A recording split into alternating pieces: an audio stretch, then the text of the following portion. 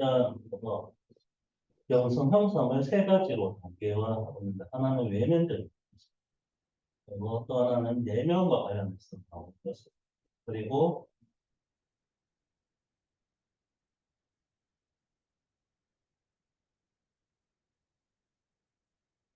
영성 형성이 외면, 그리고 내면, 그리고 또 네 개가 될 수 있는 그것을 가능하면 네 개의 요소, 이 부분들을 부각을 한 다음에 일단 기독교 영성 형성을 이 문제와 관련돼서 어떻게 보아야 된다는 것들을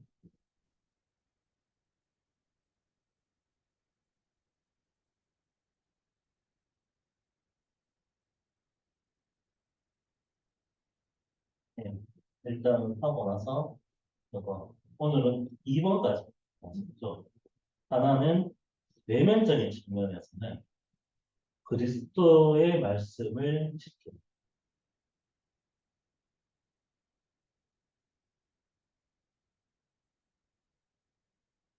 걸 연결했었고, 내면은 이것이 사랑이라 그리스도에 대한 사랑이라는 측면에서 보면 우리 신령 속에서 드러납니다.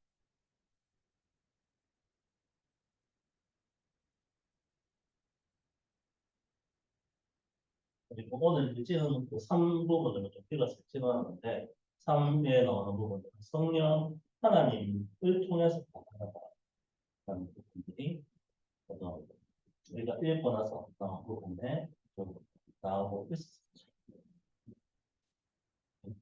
그런데 일단은 2번 부분에 대한 사랑이라는 부분들은 조금 간단하게 나와있고, 주로 첫 번째 측면, 우리가 자칫하면 이게 율법주의에 빠질 수 있고 말씀을 지킨다는 것들 이렇게 됐으면 좋겠지만 이것이 없다 보니까 기독 초반에 나와 있었는데 그리스도인과 비그리스도인 사이의 부분이 없는 이유가 우리의 영성 형성이 그리스도의 말씀, 아니 예수님은 항상 내가 너희에게 가르쳐 모든 것을 지키게 하라고 하셨는데 이것을 순종하는 게 없다.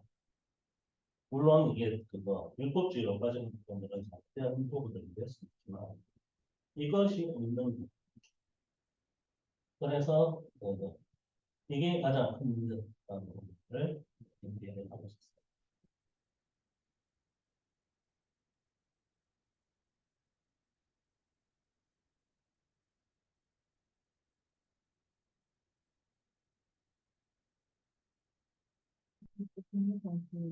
그래서 보면 생활 방식이 도덕적이고 공부를 그러면서 어떤 종교를 지키는가 선택지를 할수 없습니다. 지금 뭐라고요? 현재 거기에 대해서 가보스 다양한 노아 같은 그런 게 그러니까 그러면 안 된다는 건 지금 어떤 종교를 하는 그러니까 우리는 그냥 착하게 살고 봉사하고 남을 위해서 이렇게 뭐 헌신하게 살며 그게 사실은 어떤 기독교 뜻보다 더 존경받을 수 있는 훌륭한 삶이다라고 생각하는 경우도 많고 교회 안 나가지만 나는 그렇게 착하게 확실하게 그 남을 위해서 헌신하면서 싹싹하게 생각하는 사람들이 되게 많을 것 같고 근데 그렇지 않다. 그렇게 하려고 그것만 한다고 해서 되는 것이 아니다. 근데 이 말을 지금 이제 하고 계신 거라고. 근데 제가 자주 빠지는 오셔입니다. 그래서 교회가 문의하거나 교회 어떤 가치를 무력화하는 게 아니라 그런 마음으로 약간 위로하고 위로 스스로 합리화하는 게 이런 것 나쁘지 않게 살고 있으면 되지 않겠어라고 하는 그런 그렇지 않다라는 부분을 얘기해 주는 것 같아서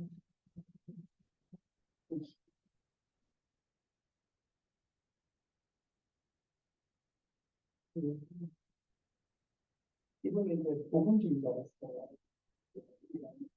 종교 간의 대화나 에큐메니칼 뭐 이런 부분에서 사실 저희 폴릭식 영성 형성하는 것에 대해서도 좀 그래야 되나 뭐 이런 식인 거죠. 그러니까 복음주의 신교 복음주의적인 컨셉에서 영성 형성이라고 하는 것을 할 수 있고 해야 된다. 뭐 이런 이제 이야기를 하고 있습니다.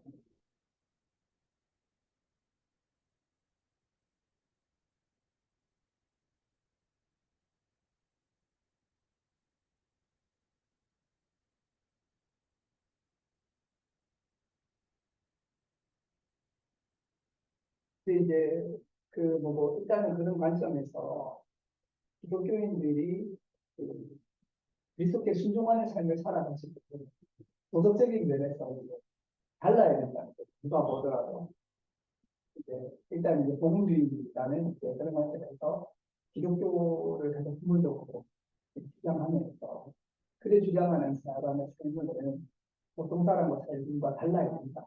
이게 기독교의 문제는 안 다른 게 문제다. 뭐 다 똑같더라고. 이게 이제 하나. 오히려 여기서는 놀랍도록 닮은 걸 괴롭히려고 했는데 요즘은 그걸 넘어서서 뭐, 더 못한 상황으로 가고 있으니까 예, 특히 어떻게 보면 그래서 자기의 어떻게 보면 본인되는 이 모든 것을 합리화하는 쪽으로 가는 게 중요해요. 예,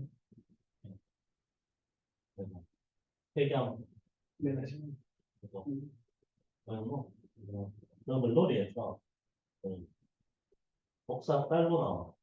음. 그러니까 어떻게 보면 그 운동에 대한 사제나 이런 것들 나는 되게 그래 얘기하면 그거랑 똑같은 모습. 이거는 뭐 밀항에서 문제들을 받기 위한 시간으로서 종교나 교회가 존재하는 경우가 지금 그렇게 하죠. 좀 뭔가 달라야 돼요. 좋은 의미에서 몇 가지 단계가 있는 것 같아요. 먼저 외적으로 행동과 삶이 달라야 돼요. 그다음 그걸 구현하기 위해서 몸이 좀 돼야 된다고 봐요.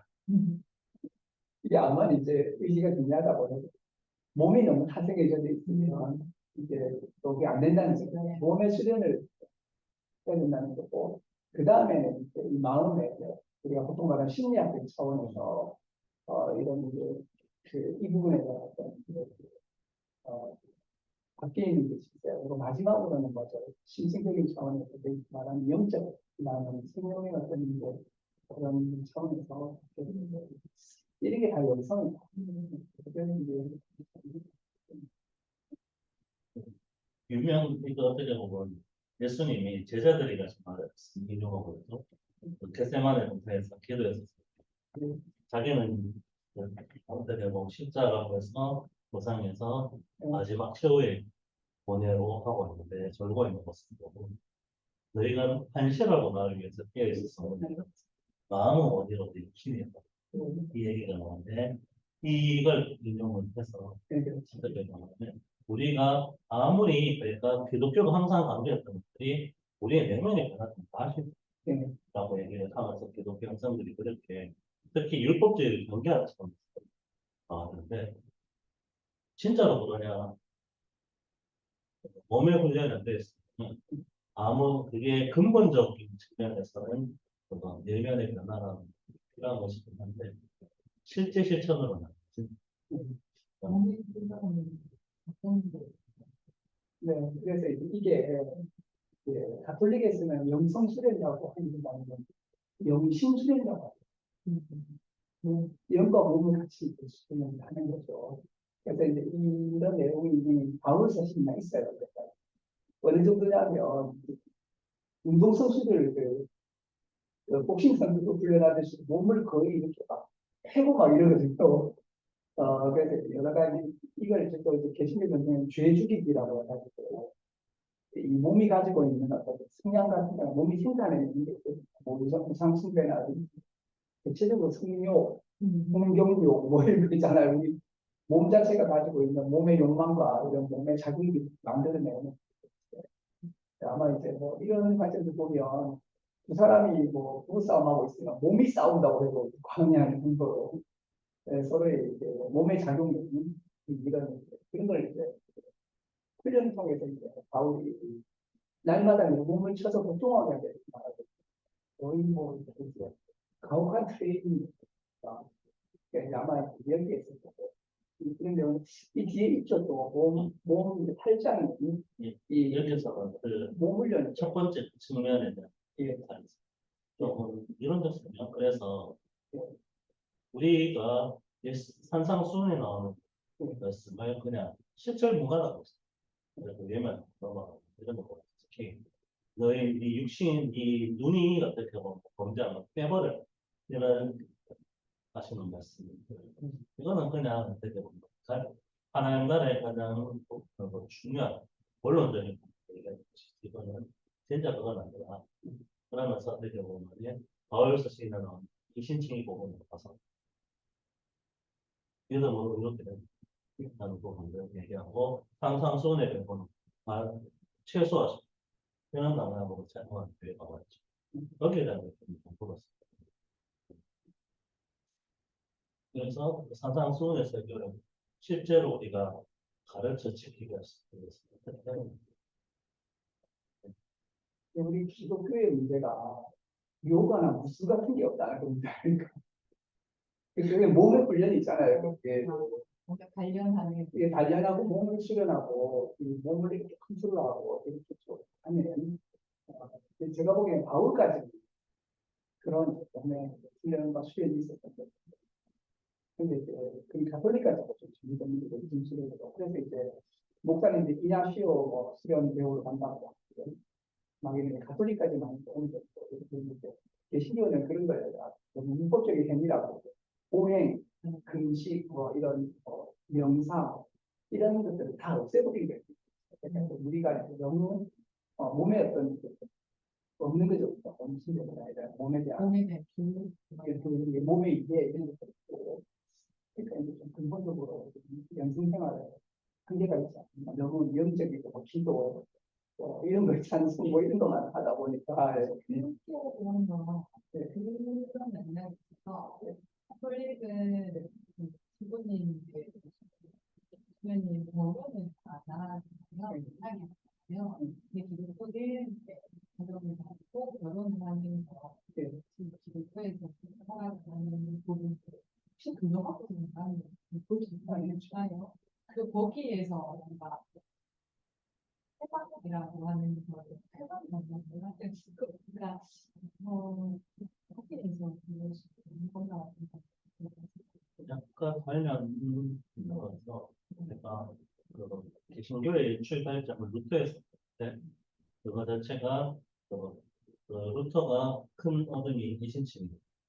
그러니까 자기가 아무리 죄의 문제를 내가 수도 사과해서 하려고 했을 때 항상 실패를 하다가 로마서의 말씀을 보면서 이거는 내가 할 수 있는 게 하나님의 말씀이 라고 깨달으면서 어떻게 보면은 수도사로서 내가 그런 모든 어떻게 보면 죄를 죽이고 어떻게 보면 그런데 그게 어떻게 보면 덕업으로 되면서 어떻게 역전이 일어나고 네. 거기에 대한 반동으로서 이진치는 지나치게 신부님들이 그러시더라고요. 이제 가톨릭도 사람들이 신부가 안 되려고 한다는 거예요. 그렇죠. 그러니까 이제 어떤 부족 사태는 오래되었고 그렇죠. 그래서 이제 우리도 결혼 열어줍시다 이러니까 이제 연세대 신부님들이 그다음 우리 끝난다. 뼈를 다를 바가 없고 신도들이 볼 때 신부님이 이렇게 할 때 다른 게 뭐냐면 결혼을 안 하고 인력생활 한다고 신령이가 그 가지고 있는 권위가 어마어마하거든요. 삶에 이제 굉장히 중요한 부분. 자기 모든 개인적인 어떤 사사로움을 다 버렸다. 생각하기 때문에 엄청난 비전이 이루어진다. 이제 성욕이라든지 또 사랑이라든지 가정을 잃고 자녀를 낳고 싶은 모두를 다 내려놓으면서 된다. 이 자체가 가지고 있는 엄청난 이제 포기와 또 전적으로 생활을 그러니까 본인적인 것들 거스르는 것들이 있는 것 같아요. 이제 그 수도사들이 그런 면에서 좋았는데 이게 아까 거기서 말하겠죠. 덕업으로 바뀌면서 이게 또 약간 이상하게 되니까 비교가 나왔는데 그런 것 때문에 이게 불교와 비슷하다. 불교는 진짜 덕을 쌓고 그렇게 되는 거예요. 근데 이제 원래 가톨릭이 신협력이 하나님의 은혜를 주고 이건 노력을 해야 돼요. 이게 그런 이제 협력적인 요소가 있대. 이 노력을 너무 없애버리고 그러니까 공짜로 받는 거에 받아처럼 이게 이제 여기 직접 오니까 이제 사람들이 아무것도 안 하고 믿고 천국만 가려고 그러니까 죽으면 다 준비가 되는데 여기 나면 그러니까 미국에서 아까 이렇게 면접법으로 이용 거같요 예. 삶의 준비가 안 된 거예요. 이제. 믿고 나면 죽고 천국만 가면 되니까 천국 갈 때까지 삶의 준비가 안 된 거예요. 지금. 그러니까 다른 건 뭐냐면 남을 개종시키는 거다. 신교하고. 그러니까 이 그래 그게 기독교가 아니다. 삶의 훈련이 있어야 되고 신용하는 삶이 살아야 된다. 그래서 하는 것 때문에 약간 권리, 예. 종교인으로서의 권리이고 또 그에 맞춰서 내가 책임도 의무를 다하는 이런 조합. 기독교에서는 약간은 책임과 의무가 좀 축소됐고 예. 이제 하느님의 자녀로서 하느님이 주신 권리거나 은혜를 누리고 그리고 이걸 전파하는 예. 그것만으로 하는 말씀을 따르고 하고 있다라고 예. 뭐 디테일하게 다르겠지만 그냥 공정에서 보면 약간 그런 의미가 있다라고 보시면 돼요. 옛날에는 보행하고 부직하면 이렇게 다시 너무 놀라워. 우리 집은 종종의 승장하고 이랬는데 이렇게 시료로 넘어오게 되면 너는 지금 네 음모를 쌓고 의를 쌓는 거다. 그래서 안 되게 하나님께 믿어야지 이렇게 해버리니까. 그러니까 그렇게 하는 행동을 스스로 신격화된 신이 되려고 하는 것처럼 약간 그렇게 보는 그렇죠. 자기 의를 쌓는 거야. 그러지 마. 이제 할 게 없는 거예요. 사실 내가 볼 때. 가서 설교 듣는 것밖에 설교 듣는 것밖에 교인이 할 게 없어요. 사실은. 설교 듣고 헌금하고 끝날 때. 하고 그거하고 그리고 그 사이의 차이점을 알긴 알겠는데 어떻게 그렇게 된 것인지가 잘 애매하고 그왜 신부님하고 스님들하고는 좀 잘 맞는 부분이 있는데 그 부분을 바라보는 목사님이 사실상 굉장히 차갑고 냉정하다는 게 있거든요. 이게 약간 벽에 쌓는다. 부처님들은 때가 그 스님들은 틀림없이 자기 어떤 신체 여러 가지 것들을 통해서 벽을 쌓는 게 맞는 것 같아요. 전에는 맞잖아요. 근데 이제 스님에서는 벽을 쌓는 건 아니지만 삶을 믿는 그 과정에서 이루어지는 여러 가지 것들을 통해서 어쩔 수 없이 좀 자연스럽게 벽을 쌓지 않으면 중간생활에 되는 게 있는데 교회는 교회는 교회 약간 그게 좀 없다라고 뭔가 달라 그거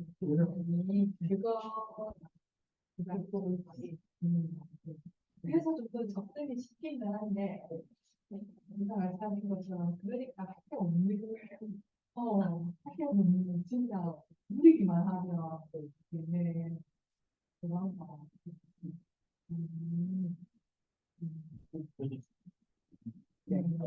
이야기가 나또 이게 누가 됐어. 다른 이야기.